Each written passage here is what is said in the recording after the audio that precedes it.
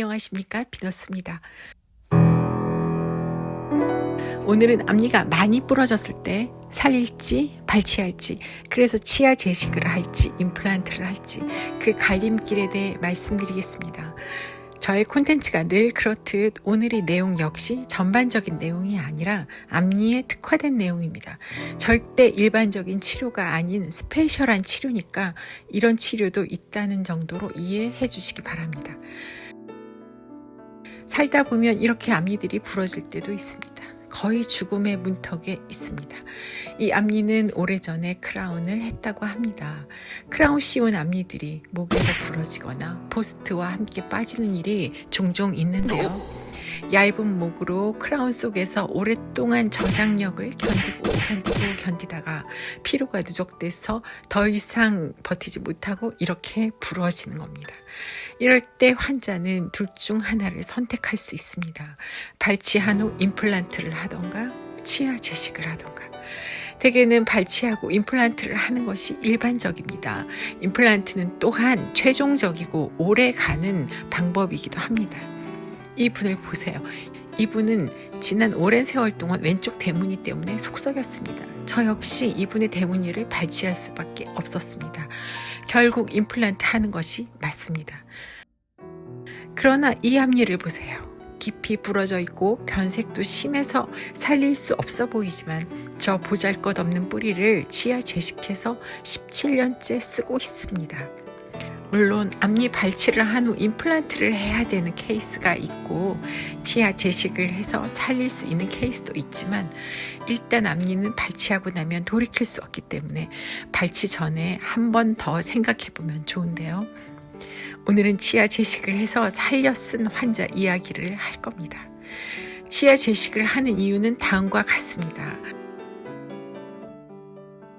환자의 나이가 어릴 때 20대 초의 환자는 성장이 완료될 때까지 임플란트를 늦추고 자기 치아로 사는 기간을 늘릴수록 좋습니다.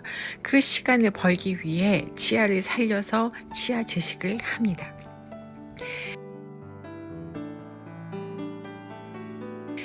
그리고 임플란트도 영원한 것은 아닙니다.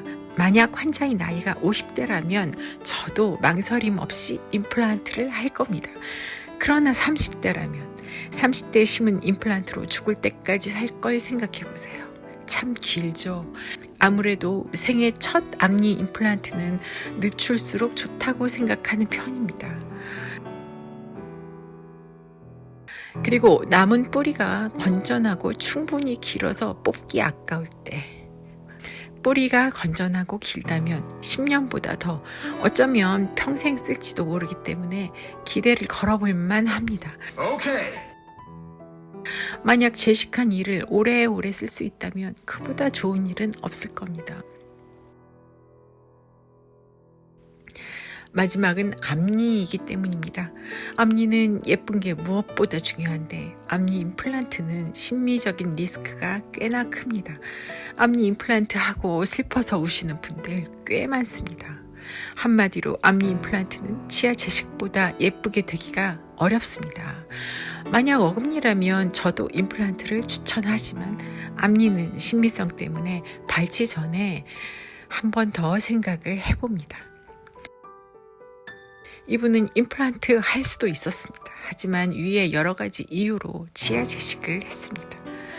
뿌리만 남도록 부러진 앞니는 크라운을 씌울 머리가 없기 때문에 발치하는 것입니다. 그러니 머리가 생긴다면 그 이는 발치 안 해도 됩니다.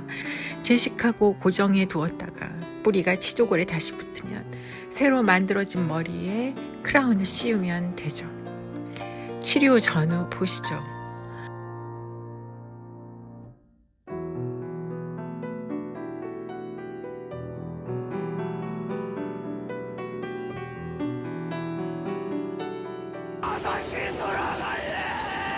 언제나 환자는 원상복구를 꿈꾸지만 앞니의 원상복구는 당연한 것이 아니라는 것을 앞니에 못생긴 크라운 한두 개 가지고 계신 분들은 아실 겁니다. 물론 치과 의사의 실력도 중요하지만 일단 성공하기 쉬운 치료를 이용하는 것도 중요합니다. 치아 제식, 임플란트, 브릿지 중 무엇을 이용해야 더 성공하기가 쉬울지. 왜냐하면 앞니는 예뻐야 한다는 어려운 기준이 하나 더 있기 때문입니다. 그러므로 앞니를 발치하기 전에 치아 제식으로 살려볼 수 있는지 고려해 보는 것도 좋겠습니다. 오늘은 여기까지입니다. 끝까지 들어주셔서 감사합니다.